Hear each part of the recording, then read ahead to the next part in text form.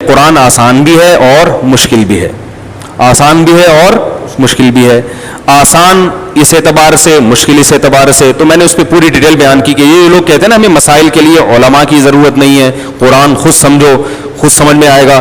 اس پر میں نے پورا بیان کیا تھا کہ قرآن میں جو مسائل کا باب ہے وہ آپ کی سمجھ میں خود سے نہیں آئے گا، اس کے لیے مجتہدین کی رہنمائی چاہیے. اس پر بھی لوگوں نے، یہ میں نے پورا دلائل سے قرآن و حدیث سے بیان کیا ہے. اس پر بعض لوگوں نے اعتراض کیا تو قرآن تو پھر غیر مسلموں کے لیے بھی ہے نا، تو اگر اللہ نے قرآن کو مشکل بنایا تو غیر مسلم پھر کیسے ہدایت حاصل کرے گا؟ اس کا جواب میں بیان میں دے چکا ہوں، لیکن میں دوبارہ دے رہا ہوں تاکہ طنز کرنے والوں کو کچھ اللہ ہدایت دے شاید، کیونکہ یہ سوال نہیں کرتے، یہ طنز کرتے ہیں. یاد رکھو قرآن مجید میں جو گمراہی اور ہدایت کی باتیں ہیں وہ بہت آسان ہیں، وہ غیر مسلم کی سمجھ میں آئیں گی.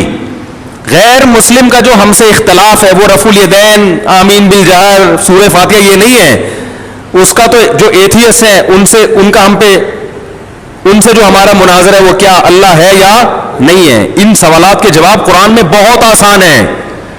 پھر جو اللہ کو مانتے ہیں ان میں دو قسم کے لوگ ہیں، ایک توحید پرست اور مشرک. تو مشرکوں سے جو ہمارا مقابلہ ہے تو عقیدہ توحید قرآن نے بہت ڈیٹیل سے بیان کیا، اس میں کسی مفتی سے سمجھنے کی ضرورت نہیں ہے، وہ بہت آسان ہے. پھر جو توحید پرست ہونے کا دعویٰ کرتے یہود و نصارہ، وہ نبی صلی اللہ علیہ وسلم کو نہیں مانتے، رسالت کا جو مسئلہ ہے وہ قرآن نے بہت وضاحت سے بیان کر دیا. تو یہود و نصارہ کا غلط ہونا قرآن سے بہت آسانی سے ثابت ہوتا ہے، اس میں کسی امام ابو حنیفہ یا امام شافعی کی آپ کو ضرورت نہیں ہے. تو یہ سارے اسٹیپ عبور کر کے جب آپ اسلام میں داخل ہو گئے اور یہ قرآن سمجھ کے ہی ہوئے، اب اسلام لانے کے بعد اب آپ کو عقائد کی نہیں، اب آپ کو فروعی مسائل کی ضرورت پڑے گی. وہ قرآن میں آسان نہیں ہے، اس کے لیے اہل ہے، مجتہدین ہے، وہ پروفیسروں اور انجینئروں کا کام نہیں ہے.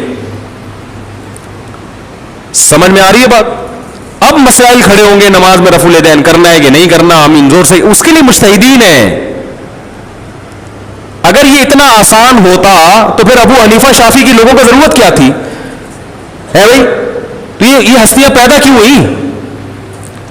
وہ لوگوں کو کہہ دیتے یار ہمیں کیا ضرورت ہے، ہم تحقیق کریں. ہر دور میں انجینئر جیسے لوگ پیدا ہوتے رہیں گے، یوٹیوب بھی ہوگا، کتابیں بھی ہوں گی، خود ہی ریسرچ کرو، خود ہی فتوے دیتے رہو.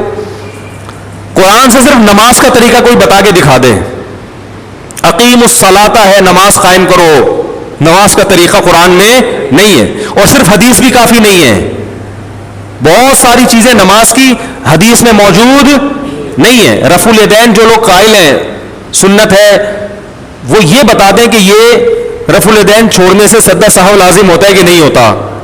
یہ بھی تو نماز کا مسئلہ ہے، یہ نہیں بیان کر سکتے آپ. ایک صاحب کو میں نے کہا کہ رفع الیدین واجب ہے، سنت ہے، سنت موقدہ ہے، کیا ہے؟ انہوں نے کہا بس نبی نے حکم دیا ہے کرو. حالانکہ ایسا ہے نہیں، نبی نے کوئی حکم نہیں دیا.